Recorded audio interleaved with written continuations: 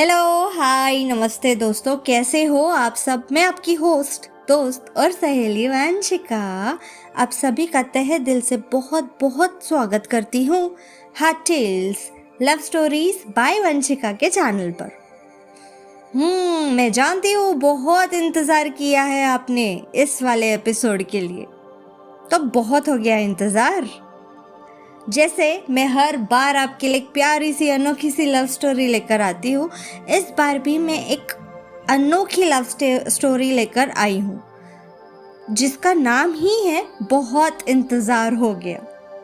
जानती हूँ आप कहीं ना कहीं रिलेट करते होंगे, तो वो जानने के लिए पहले सुननी पड़ेगी आपको हमारी आज की लव स्टोरी।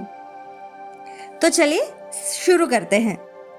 बात बहुत पुरानी हो चुकी थी, वह तो उसे लगभग भूल ही चुका था।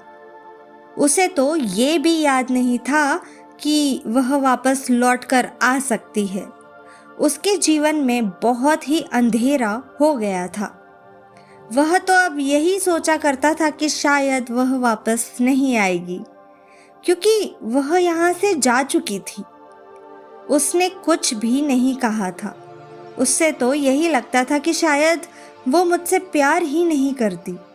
लेकिन उसे वापस आते देख एक बार फिर से यही बात सोचने लगा कि वह वापस क्यों आई है, जबकि जीवन में तो बहुत ज़्यादा बदलाव हो चुका था। अब उसके बारे में भी सोचना भी छोड़ चुका था। इस बात को काफ़ी समय बीत गया था। अब शायद उसकी याद भी नहीं आती थी, लेकिन आज जब उसने उसे वापस आते देखा तो उसके मन में भी अब वही विचार दोबारा से दौड़ने लगे, जो कि वह उसे बिल्कुल भुला चुका था। वह बात करना चाहता था, लेकिन अभी उसे समय नहीं मिल रहा था। उसे वापस आता देख उसके मन में बहुत सारे सवाल थे। वह उन सभी सवालों का जवाब पाना चाहता था, जबकि वह समय रहते इन सब बातों को भूल चुका था। लेकिन जैसे उसे वापस आता देखा तो फिर से वही सवाल उसके मन में आने लगे। अब लग रहा था कि शायद उसके जीवन में बहुत बड़ा बदलाव आने वाला है। इन सब बातों को सोच कर चुपचाप बैठा था और उसके सामने से निकल गई। उसके साथ उसके पिताजी भी थे। वह जानता था कि अभी बात करना सही नहीं है, इसलिए वह सही समय का इंतज़ार करने लगा और उसे लगा कि जब मौका मिलेगा तब अपनी बात को कहेगा। वह बात करने के लिए बिल्कुल समय नहीं निकाल पा रहा था। उसे तो यही लग रहा था कि उसके पास किस समय जाएगी वह बात कर सके, क्योंकि अभी अभी तो आई है।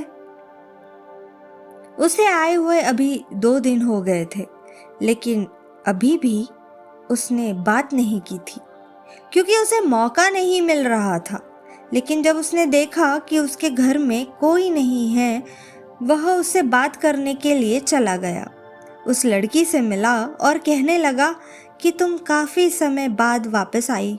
मेरे सवाल का जवाब आज भी वही पर है। तुमने आज तक मुझे कोई जवाब नहीं दिया, जबकि मैंने तुमसे उस समय यह सवाल पूछा था जब मैंने पूछा था कि तुम मुझसे शादी करना चाहती हो या नहीं, तो तुमने कोई भी जवाब नहीं दिया था। और कुछ समय बाद तुम यहाँ से चली गई और आज इतने समय बाद तो वापस आई हो। अब तुम्हें नहीं लगता है कि मेरा जवाब मुझे मिलना चाहिए? लेकिन तुमने कोई भी जवाब नहीं दिया। इससे आज तक मैं इसी बात को सोचता रहा कि पता नहीं तुमने मुझे क्यों जवाब नहीं दिया। मैं तो हमेशा यही सोचता रहा कि शायद तुम मुझे पसंद नहीं करती, इसलिए तुमने कोई जवाब नहीं दिया और तुम यहाँ से चली गई। और अब तुम इतने समय बाद यहाँ वापस आई हो और मेरे सवाल अभी भी वही है, लेकिन आज तुम्हें वह जवाब देना होगा। वह अब भी चुप थी। उसने कोई भी जवाब नहीं दिया। शायद उसके पास इस बात का कोई जवाब नहीं था, लेकिन वह अपना जवाब मांग रहा था। उसे तो यही लग रहा था कि यह मुझसे बात क्यों नहीं करना चाहती है, ऐसा क्या हुआ है मैं समझ नहीं पा रहा हूँ। कुछ समय बाद ही वह लड़की बोली कि अब मेरी शादी हो चुकी है, हम इस बारे में कोई बात नहीं करना चाहते। अब वह समय नहीं है जिसके बारे में तुम सोच रहे हो। समय बहुत तेजी से बीत चुका है।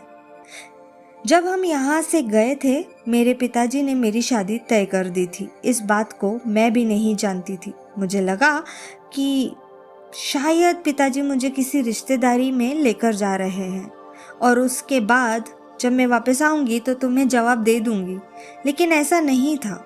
जब हम उस जगह पहुँचे तब पिताजी ने मुझसे कहा कि कुछ दिन बाद तुम्हारी शादी और हम शादी करके यहाँ से वापस लौटेंगे।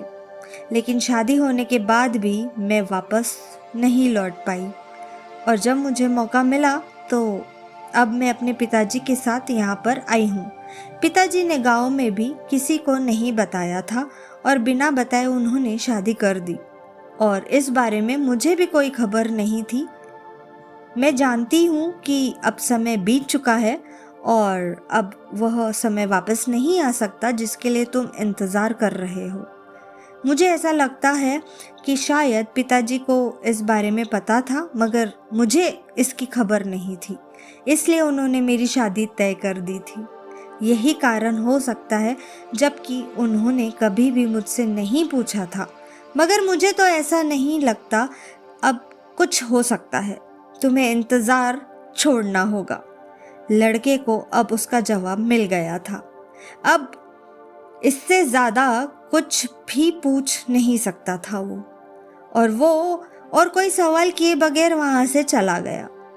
जिंदगी भी ऐसे मोड़ पर आकर खड़ी हो जाती है जिस जगह पर आपको कोई जवाब नहीं मिल पाता और आप बस में कुछ भी नहीं कर सकते हो।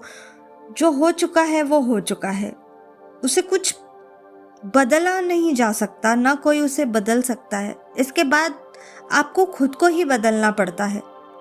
हम बहुत खुश होते हैं लेकिन जीवन में ऐसा नहीं होता है जैसा हम सोचते हैं और जब ऐसा नहीं हो पाता है तो हमें अपने आप को बदल लेना चाहिए। शायद बदलने के लिए और बदलने के बाद आपका जीवन अच्छा चलने लगेगा।